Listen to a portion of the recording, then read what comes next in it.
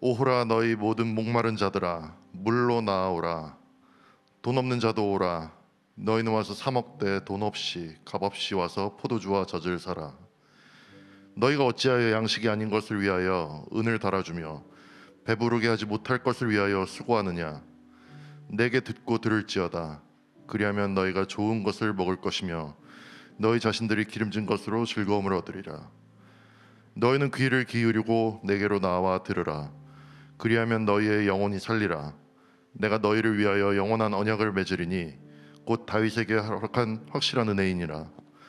보라, 내가 그를 만민에게 증인으로 세웠고 만민의 인도자와 명령자로 삼았나니 보라, 내가 알지 못하는 나라를 내가 부를 것이며 너를 알지 못하는 나라가 내게로 달려올 것은 여호와 내 하나님 곧 이스라엘의 거룩하신 이로 말미암음이니라. 이는 그가 너를 영화롭게 하였느니라. 너희는 여호와를 만날 만한 때에 찾으라. 가까이 계실 때 그를 부르라. 악인은 그의 길을, 불의한 자는 그의 생각을 버리고 여호와께로 돌아오라. 그리하면 그가 긍휼히 여기시리라. 우리 하나님께로 돌아오라. 그가 너그럽게 용서하시리라. 이는 내 생각이 너희의 생각과 다르며 내 길은 너희의 길과 다름이니라. 여호와의 말씀이니라. 이는 하늘이 땅보다 높음 같이 내 길은 너희의 길보다 높으며 내 생각은 너희의 생각보다 높음이니라. 아멘. 오늘 나에게 주시는 은혜 말씀을 듣겠습니다.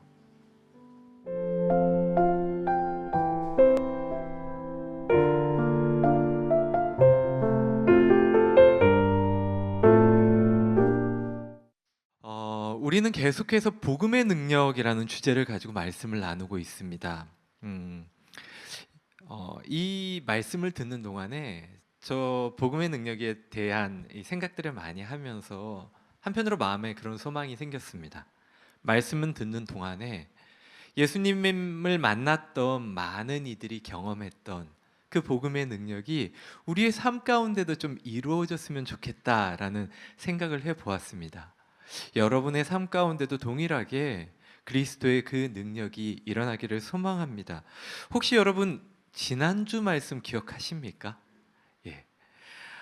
예수님께서 제자들을 억지로 배에 태워 보내셨죠. 그리고 나서 예수님을 왕으로 삼으려는 그 군중들의 마음을 아시고 제자들 그곳으로부터 분리하시기 위해서 성급히 이렇게 태워 보내시는 그 장면이 있었습니다. 그리고 먼저 떠난 제자들에게는 좀 평탄하게 잘 가면 좋으련만 그렇지 못하고 폭풍우를 만나서 고생하는 그러한 모습이 있었습니다. 거의 제자들이 절대절명의 위기의 순간에 닥쳤을 때 예수님께서 그 파도, 폭풍우 가운데로 걸으시면서 그 파도를 밟으시면서 제자들에게 나오는 그 모습, 우리는 그 말씀을 통해서 하나님의 말씀에 순종하는 자들이 우리가 얼마든지 고난을 만날 수 있다. 그런데 그 고난 가운데 예수님은 계시고 그 고난을 헤치고 오셔서 파도를 잠잠하게 하시는 그 놀라운 은혜를 우리 가운데 행하신다. 그러므로 우리가 주님과 더불어 받는 고난을 두려워하지 말라. 이러한 말씀의 은혜를 나누었습니다. 이런 복음의 능력을 우리가 되새겼었죠. 제가 이렇게 말씀을 드리는 것은 매주 말씀을 기억하십시오 라고 여러분들한테 권면을 드리기 위함이 아닙니다. 물론 기억하시면 좋죠. 그런데 정말 중요한 것은 제가 계속해서 복음의 말씀, 복음의 능력에 대한 시리즈를 들으면서 한 가지 깨달았던 중요한 것은 그 복음의 능력에는 항상 그 중심에 예수님이 계셨다는 사실입니다. 여러분, 지난주 말씀 만약에 복음의 능력에 대한 말씀을 들었을 때 그 말씀을 가장 잘 기억할 수 있는 방법이 뭔지 아십니까? 바로 예수님이 어디에 계셨던가를 생각해 보는 것입니다. 예수님이 어디에 계셨었지? 예수님이 어디에서 무슨 일을 하셨고 무슨 말씀을 하셨었지? 그것을 생각하는 것이 바로 복음에 대한 예수님이 펼치신 그 복음의 능력을 우리가 상기하는 좋은 방법이 아닐까 그런 생각을 했습니다. 복음이 선포되는 곳에는 늘 예수님이 계셨습니다. 그리고 예수님은 복음 그 자체였습니다. 복음의 내용이자 주체이신 예수님, 우리는 그 예수님을 늘 찾고 바라보려고 노력해야 합니다. 말씀 속에서 만나는 예수님을 우리는 찾을 뿐 아니라 우리의 일상 가운데에서도 늘 함께 하시는 예수님을 찾을 수 있어야 됩니다. 우리가 살아갈 때 매일매일의 삶 가운데 여러 가지 사건 가운데에서 여기에 지금 예수님은 어디에 계시지? 예수님은 분명 우리와 함께 하신다라고 말씀하셨는데 지금 이 상황 가운데 예수님은 어디에 계신가? 그분은 단 한 번도 나를 떠나신 적이 없는데 그 예수님은 어디에 계신가? 그 예수님을 찾을 때에 우리는 복음의 능력을 경험할 수 있습니다. 우리 사랑하는 성도 여러분이 매일매일의 삶 속에서 예수님의 자리는 어디인가? 예수님이 지금 어디에서 무슨 말씀을 하고 계시는가를 발견할 수 있기를 소망합니다. 그렇게 갈급한 심령으로 예수님을 찾는 사랑하는 성도 여러분들이 되었으면 좋겠습니다. 오늘 본문 이사야서의 말씀은요, 그렇게 갈급한 자들을 위한 말씀입니다. 복음을 찾는 사람들, 예수님을 찾는 그 갈급한 자들을 위한 이사야의 복음입니다. 오늘 본문의 배경을 잠깐 보면 이스라엘 백성들이 바벨론 포로기에 있었을 때 선포된 말씀인데요. 바로 앞장인 54장, 55장의 본문을 여러분 보셨는데 54장의 본문과 연속되어 있습니다. 이 주제와 내용이 연속되어 있는데 우리 54장 7절로부터 8절의 말씀 같이 한번 봉독하실까요? 7절부터 8절의 말씀입니다. 내가 잠시 너를 버렸으나 큰 긍휼로 너를 모을 것이요 내가 넘치는 진노로 내 얼굴을 내게서 잠시 가렸으나 영원한 자비로 너를 긍휼히 여기리라. 내 구속자 여호와께서 말씀하셨느니라. 아멘. 여러분 이 말씀 보시면서 혹시 딱 다가오는 단어 있으셨습니까? 반복되는 단어들이 좀 있었거든요. 보면 긍휼이라는 단어도 반복이 됐었고 자비, 진노. 그런데 여기에서 좀 중요하게 볼 수 있는 단어 중에 하나는 잠시입니다. 잠시. 잠시라는 단어가 3번이나 나왔거든요. 잠시. 여기에 보면 하나님께서 잠시 이스라엘을 버렸다. 이렇게 나옵니다. 잠시 이스라엘을 버렸다. 또 잠시 내 얼굴을 내게서 가렸다. 이때의 잠시는요, 바벨론 포로 시기를 의미합니다.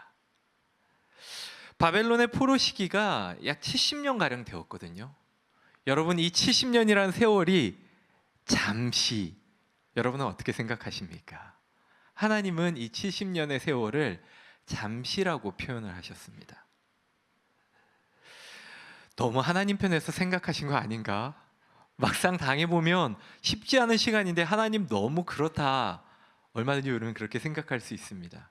그런데요, 맞습니다. 하나님 편에서 70년을 잠시라고 표현하신 것이 맞습니다.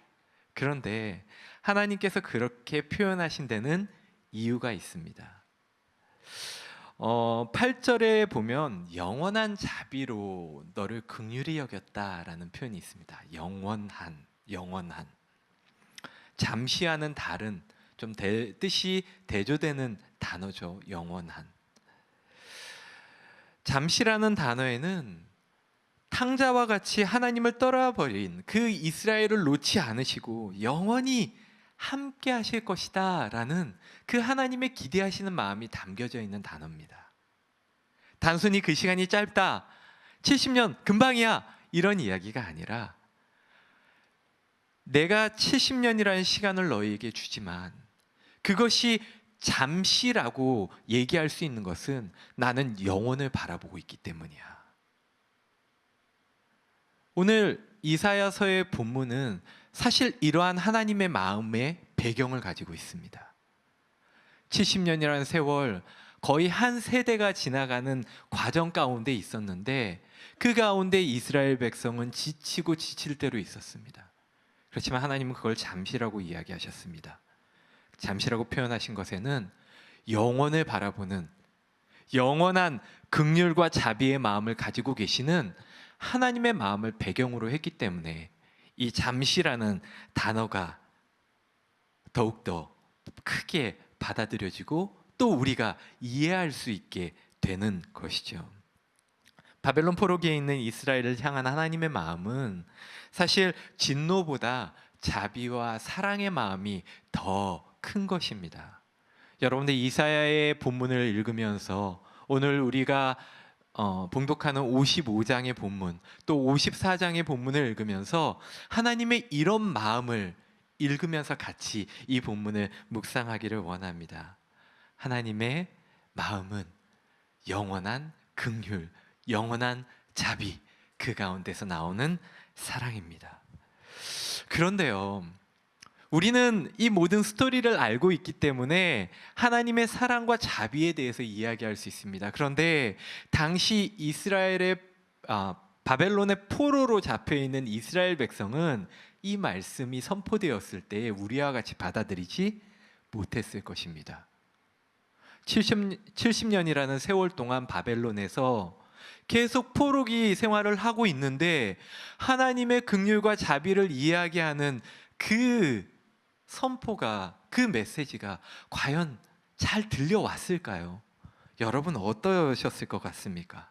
한 세대가 거의 끝나가는데도 여전히 회복의 조짐은 보이지 않습니다. 여전히 바벨론의 속국의 민족으로 살아가고 있습니다. 근데 과연 긍휼과 자비의 이야기가 잘 들려왔을까요? 어떤 의미로 다가왔을까요? 아마도 어떤 사람은 이 말씀을 듣고 그래도 하나님은 우리를 구원하시지, 맞아, 하나님께서 우리를 회복시키실 거야, 예루살렘으로 인도하실 거야, 그렇게 소망을 품는 사람이 있었을 것입니다. 또 어떤 사람은 현실의 상황을 곰곰이 따져보면서 이게 가능할까? 우리 민족은 버림받은 것 같은데 라고 생각하는 사람들도 있었을 것입니다. 이와 같이 여러 가지 생각을 하고 여러 가지 마음들이 있었을 텐데 이 메시지가 선포되었을 때 하나님의 이제 곧 하나님께서 회복하실 것이다, 하나님께서 너희들을 예루살렘으로 귀환시킬 것이다 라는 그러한 회복의 메시지가 선포되었을 때 과연 이스라엘 백성들이 얼마나 잘 받아들일 수 있었을지, 오히려 하나님과 우리와의 관계, 그 언약의 관계가 파괴되었다라고 생각하는 이들이 훨씬 더 많았을 것입니다. 왜냐하면 성전도 파괴되었고요, 그들도 이제 포로로 잡혀왔고 결코 하나님의 임재가 떠나지 않고 하나님께서 선택하신 백성은 망하지 않을 것이라는 그 믿음이 처참히 짓밟혔기 때문에 그들은 우리는 더 이상 하나님의 백성이 아닐 수 있겠구나라고 생각했다라는 것이죠. 이 상황 가운데 선포된 이 이사야의 복음, 과연 어떻게 받아들일 수 있었고 또 이스라엘 백성들은 어떻게 회복할 수 있을까? 이 부분이 마음에 걸려 있습니다. 그렇습니다. 이스라엘은 하나님과의 관계가 회복될 수 있을지, 또 그것에서 하나님께서 역사하실 수 있을지에 대한 확신이 없었습니다. 어떻게 하면 하나님과 그 관계를 회복할 수 있을지 그 방법도 몰랐습니다. 그 상황에서 이제 이스라엘의 백성들을 향하여 오늘 본문이 선포되고 있습니다. 그런 상황 가운데서 이 본문을 읽으면 정말 이 본문은 새롭게 다가옵니다. 우리 1절 본문 같이 한번, 1절입니다. 1절 같이 한번 봉독하시겠습니다. 오호라 너희 모든 목마른 자들아 물로 나오라, 돈 없는 자도 오라, 너희는 와서 사 먹되 돈 없이 값 없이 와서 포도주와 젖을 사라. 아멘. 이 구절이 쓰일 당시 이 배경이 되는 가나안 지방에는 물이 되게 귀했습니다. 그래서 물을 파는 사람들이 이렇게 외쳤다고 합니다. 목마른 사람들아, 다 나오십시오. 목마른 자들은 다 나오십시오. 이렇게 외쳤다고 합니다. 그 당시에. 그런 배경이 있는 것 같아요. 하나님께서 그의 이스라엘 백성들을 향해서 초청을 하실 때에 너희 목마른 자들아 나오라, 돈 없는 자도 오라, 빨리 나오라. 그래서 여기에서 강조되는 것은 사실 나오라, 오라, 그냥 와서 마시라, 이 단어입니다. 이 단어가 크게 모든 이들에게 선포되었다라는 것이죠. 오라, 나오라, 와보라. 하나님은 목마른 자들을 향해서, 갈급해 있는 자들을 향해서, 어떠한 희망도 갖지 못한 이스라엘 백성 그들을 향해서 이렇게 말씀하신 것입니다. 와오라, 오라, 와보라, 나오라, 와서 마시라. 여러분이 이 음성이 우리의 마음속에 들려지기를 소망합니다. 우리의 심령 가운데 이 하나님의 초청의 말씀이 늘 죽어지지 않기를 소망합니다. 우리가 낭망하고 있을 때, 어려운 가운데 빠져 있을 때, 또 여러 가지 부정적인 상황 가운데 있을 때 하나님께서 성령으로 말미암아 우리의 심령 가운데 오라, 나오라, 목마른 자들아, 갈급한 자들아, 나에게 나오라 하는 그 말씀을 들을 수 있었으면 좋겠습니다. 하나님은 이와 같이 갈급한 자들을 향하여 어떠한 조건도 따지지 않으시고 그냥 나오라고 말씀하십니다. 하나님께서 이렇게 긴급하게 부르시는 데는 이유가 있습니다. 사람들이 다른 곳에 가서 이 갈급함의 문제, 굶주림의 문제를 해결하려고 지금 하기 때문입니다. 여기도 가고 저기도 가고 자기의 돈을 쓰고 자기의 있는 모든 것을 써서 그 시간과 노력들을 사용해서 자기의 굶주림과 갈급함을 해결하려고 막 노력하는 모습이 하나님께 보이기 때문입니다. 그래서 하나님이 빨리 나오라, 그곳이 아니라 나에게로 나와야 한다라고 초청을 하시는 것이죠. 이 말씀을 잘 설명해 주시는 예수님의 이야기가 있습니다. 요한복음 4장 13절로 15절의 말씀인데요, 제가 한번 이 구절을 봉독하겠습니다. 예수님께서 대답하여 이르시되 이 물을 마시는 자마다 다시 목마르려니와 내가 주는 물을 마시는 자는 영원히 목마르지 아니하리니 내가 주는 물은 그 속에서 영생하도록 솟아나는 샘물이 되리라. 여자가 이르되 주여 그런 물을 내게 주사 목마르지도 않고 또 여기 물 기르러 오지도 않게 하옵소서. 아멘. 여러분, 어떤 배경의 말씀인지 아시겠습니까? 사마리아에 있는 수가라는 동네에 예수님께서 가셨습니다. 그때에 한 여인을 만나게 되는데 이 여인은 예수님과는 잘 맞아 보이지 않는 그러한 여인이었습니다. 왜냐하면 당시 여인이 남자 앞에 함부로 선다는 것도 문제였지만 유대인과 대면할 수 없는 사마리아인이었다는 것도 문제였습니다. 게다가 이 여인은 겉으로 보기에도 품행이 좀 단정하지 못한 좀 그런 모습을 보였던 것 같습니다. 그래서 제자들이 예수님에게 왔을 때 예수님과 그 여인이 이야기하고 있는 것을 보자마자 제자들이 와서 예수님 어떻게 이런 여인과 이야기를 나누고 계십니까? 다른 사람들이 봅니다. 이렇게 볼 수밖에 없었다라는 것이죠. 예수님께서는 그런데 왜 이 참 부적절하게 보이는 여인과 말씀을 나누셨던 걸까요? 다름 아니라 한 가지 이유 때문입니다. 그 여인 안에 있는 내면의 갈급함을 보셨기 때문입니다. 그 여인의 내면에 목말라 있고 갈급해하는 그 심령을 예수님은 보시고 그것 때문에 가서 말씀을 거셨던 것입니다. 그녀는 늘 목마름에 고통받고 채워지지 않는 갈급함에 어려워했던 여인이었습니다. 그녀가 많은 남편을 만났던 것도 사람들에게 손가락질을 받으면서 수많은 인생의 굴곡을 지나왔던 것도 다 그 갈급함 때문이었습니다. 잠시나마 만족을 할 수 있을 줄 알았는데 막상 살아보니 그게 아니었습니다. 이제는 지치고 지칠 대로 사람마저도 보기 싫어서 사람들이 없는 틈을 타서 자신의 육체적인 가람이라도 채우기 위해서 우물을 찾아왔던 것이죠. 사람이 없는 그 시간에. 그러다가 예수님을 만났습니다. 이 말씀을 보면 늘 생각이 나는 것이 참 우리의 우물은 늘 목마르다라는 생각을 합니다.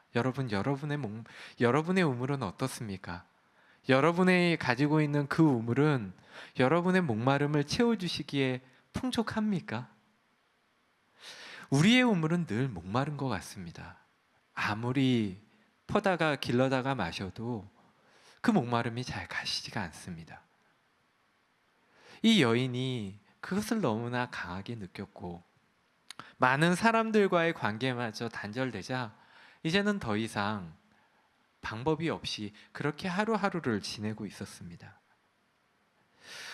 바벨론의 포로가 된 이스라엘 백성과 이 사마리아 여인은 공통점이 있습니다. 두 부류의 사람 모두가 갈급함을 가지고 있었습니다.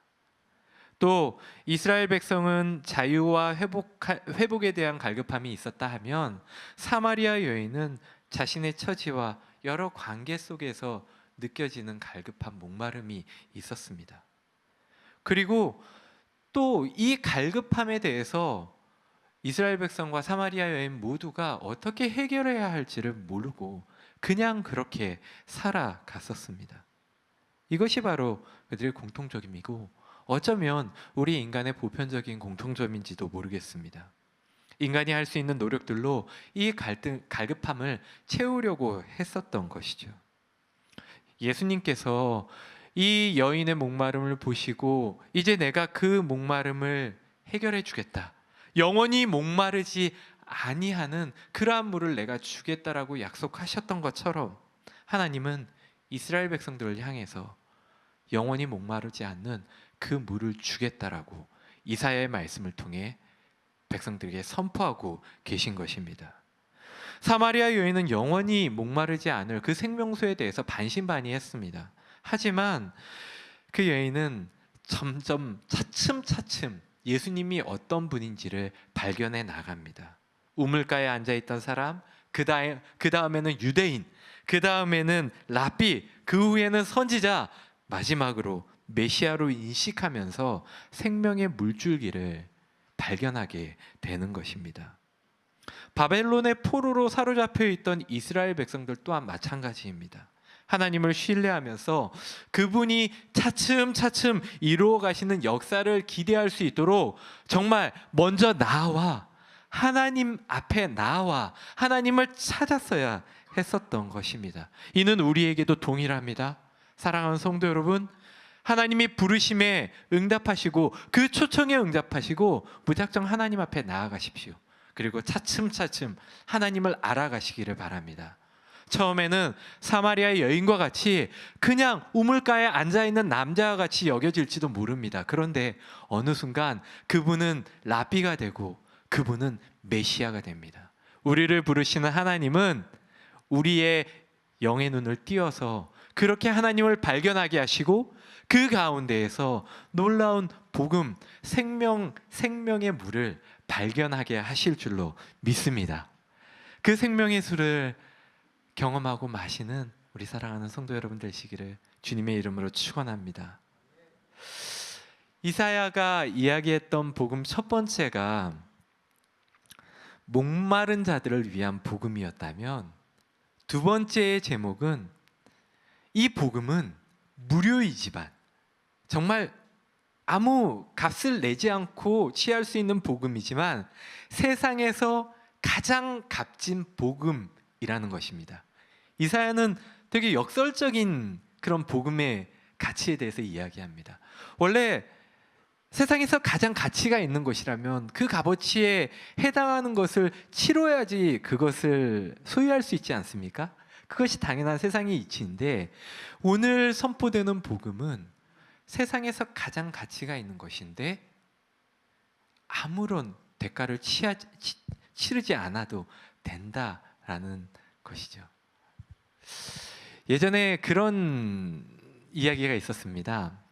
그 한 선교사님이 한국에 와서 생선 장수에게 생선을 샀다고 합니다. 그 이제 생선 장수가 그 생선을 팔러 이렇게 돌아다녔는데 선교사님이 그 생선 장수의 그 이야기를 듣고 생선을 자신이 다 사겠노라 이렇게 이야기를 하니까 깜짝 놀라며 그 생선을 다 선교사님께 팔았다고 합니다. 그런데 이 외국인 선교사님이 그러면 나는 딱 필요한 것이 2마리만 필요하니까 나머지 한 50마리 가까이 되는 그 생선은 다른 사람들한테 그냥 무료로 나눠주십시오 그렇게 이야기를 했다고 합니다.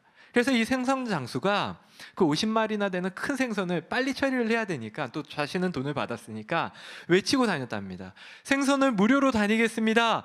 무료로 드리겠습니다. 가져가십시오. 이렇게 막 외쳤다고 합니다. 근데 여러분 무슨 일이 일어난 줄 아십니까? 그 누구도 그 말을 믿지 않고 생선이 썩은 채로 50마리를 생선 장수가 다 가져갔다고 합니다. 누구도 안 가져갔다라는 것이죠.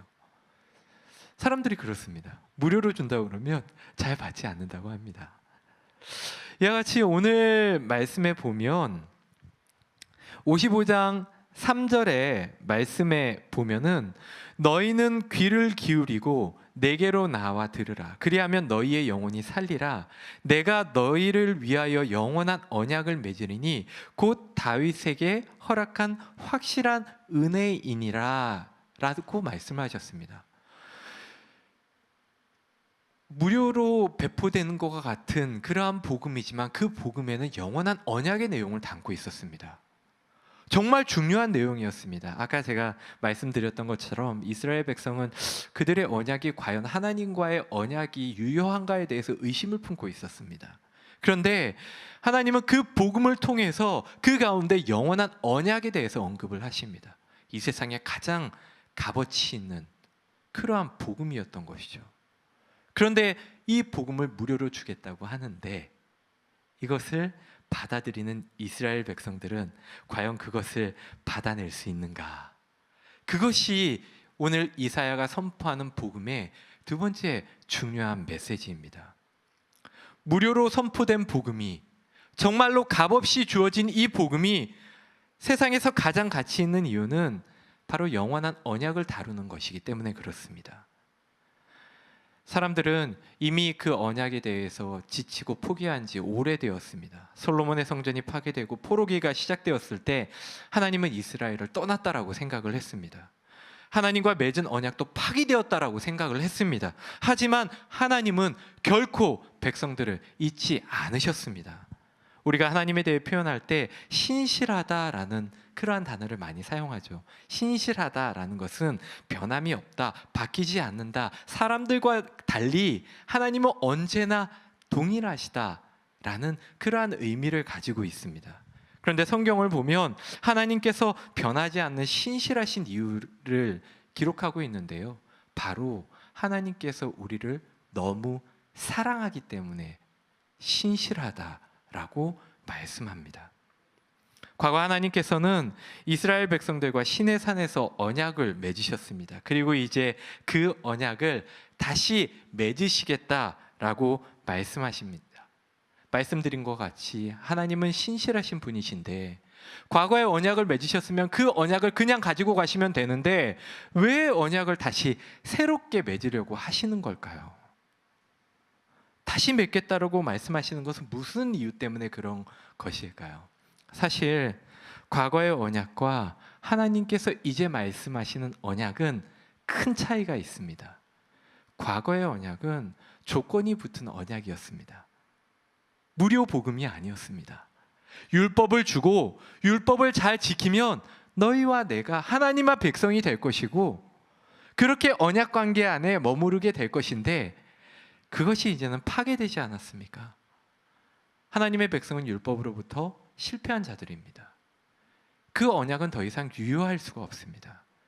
그러므로 새로운 언약을 세우게 되시는데 바로 이 언약이 예수 그리스도로 말미암은 그저 모든 사람들이 와서 누릴 수 있는 그러한 언약을 새롭게 세우신다라는 것이죠.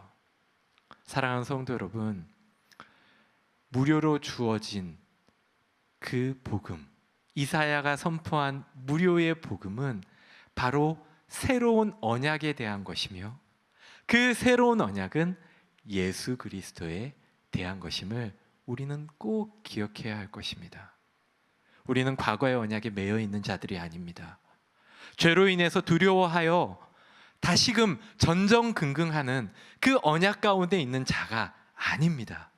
우리는 예수 그리스도로 말미암아 새로운 언약 가운데 머무는 그러한 값없는 복음을 누리는 자임을 깨닫고 우리가 이 복음 가운데, 이 언약 관계 가운데 살아갈 수 있는 그러한 그리스도인 하나님의 백성들이 되시기를 주님의 이름으로 축원합니다. 마지막 복음의 이야기입니다. 이사야의 복음의 마지막 포인트. 이사야의 복음은 모든 이에게 개방된 복음을 이야기하고 있습니다. 우리 55장 6절로부터 9절의 말씀을 우리 한 절씩 교독하면서 봉독하시겠습니다. 제가 먼저 6절 봉독하겠습니다. 너희는 여호와를 만날 만한 때에 찾으라. 가까이 계실 때에 그를 부르라.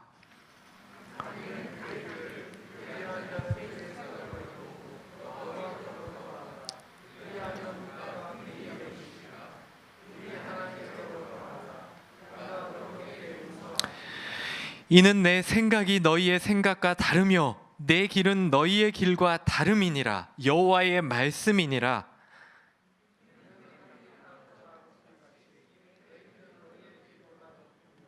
내 생각은 너희의 생각 높음이니라. 아멘.